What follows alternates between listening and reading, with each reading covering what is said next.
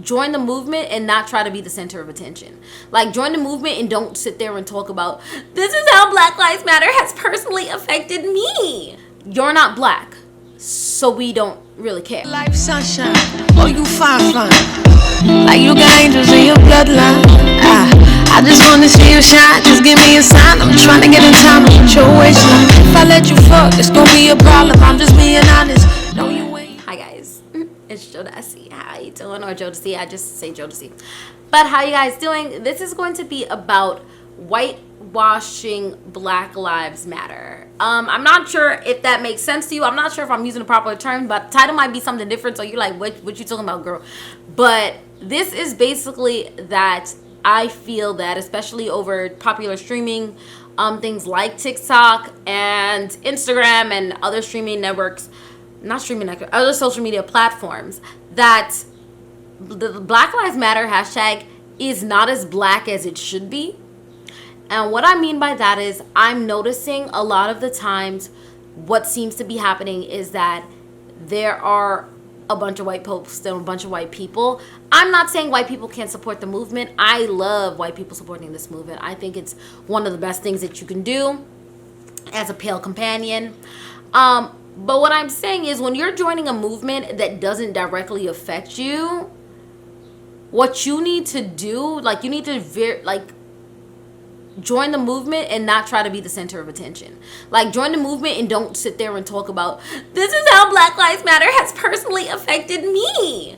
You're not black, so we don't really care, right? Or the fact that you're crying to your parents, like, I want to stand in front of a black person so they don't get shot at the protest. Like, you're making this very about you.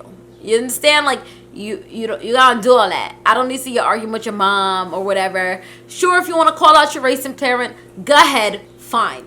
But I feel like a lot of this is unnecessary. Bald for Black Lives Matter, a lot of it is unnecessary. Trust me, black people ain't going bald for Black Lives Matter. It has nothing to do with hair.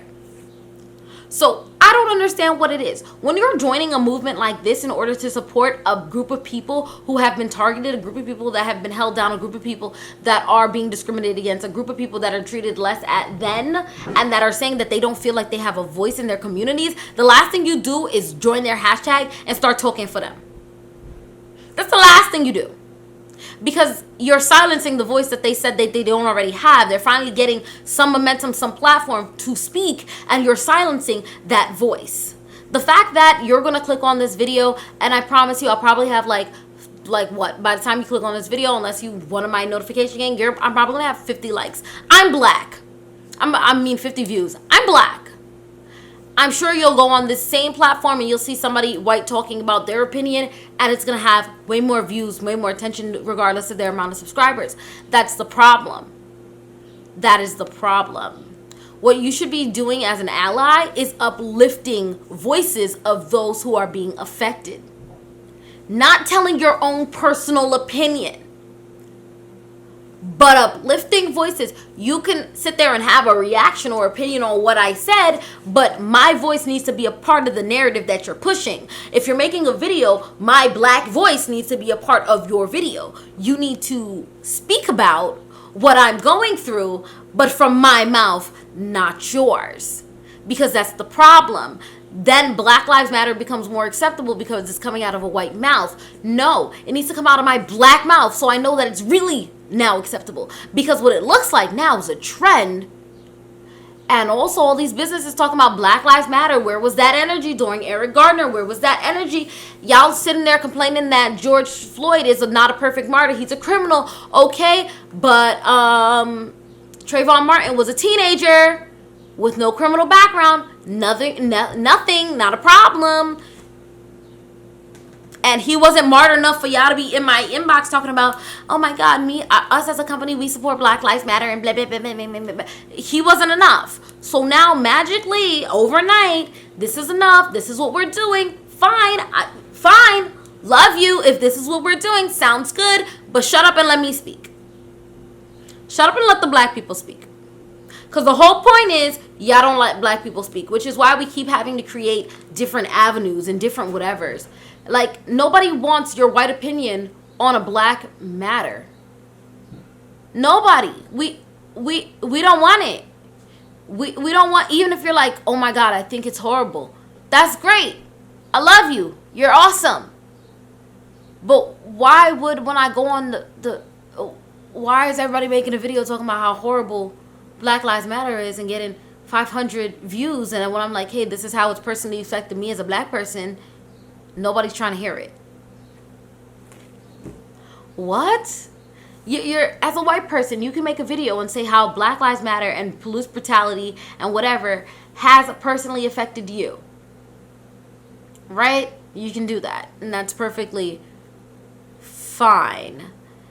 And then as my black self, I'll say this is how this affected me. And people are like, you're overreacting. That's not true. And I'm like, huh? Or they'll say, this is how what I do like is this is how I know I have white privilege. Great. Perfectly fine. Love it. Yes, please acknowledge your white privilege, because people think that white privilege doesn't exist, and you'll see that in my black privilege video, because when I'm talking about white privilege, people are like, but what about black privilege? What are you talking about? What are you talking about? Now, since the video, I've spoken to some people. I've asked what black privilege is, and black privilege is basically the ability not to have to hold your mouth, I guess, like not to have you don't have to hold your tongue as much because people don't listen to you. But also, I feel like my black brain doesn't formulate sentences and thoughts the way white brains do, because that sentence sounds crazy. But some things that I hear come out of my friend's mouth or people I know's mouths that are white, I'm just like, wow, offensive. Like, offensive. My brain never would have put those words together and formulated the sentence, and that would have never cleared my mouth. Like, my brain would have never cleared that to come out my mouth. So how the hell you just say it and you're laughing like, hee? That don't make sense to me. So, I don't know. But I'm happy we're allies. I'm not saying that no white person can comment and say, this is what I think about Black Lives Matter. But I'm saying when you have a platform or you have a bunch of followers and blah, blah, blah, what you need to do is use that in order to uplift uplift unsung black voices, uplift people who normally would not get a chance to be in front of 200, 300, 500,000 people to speak and have them listen. Uplift it by doing a reaction video to what they say and then putting in your commentary. But don't just have your commentary about a subject matter that doesn't really concern you. Well, it concerns you, but it doesn't really affect you negatively, and cry about it for views. That's a problem. That's where we start having issues. If you agree, make sure you comment down below. If you have a problem because you're crazy, you comment down below, but I'm not going to really pay attention to it. Yeah, but somebody else in the comments will. Thanks for watching. Bye, guys. I don't know why I do this lately, but I don't know. I like it. Okay, bye.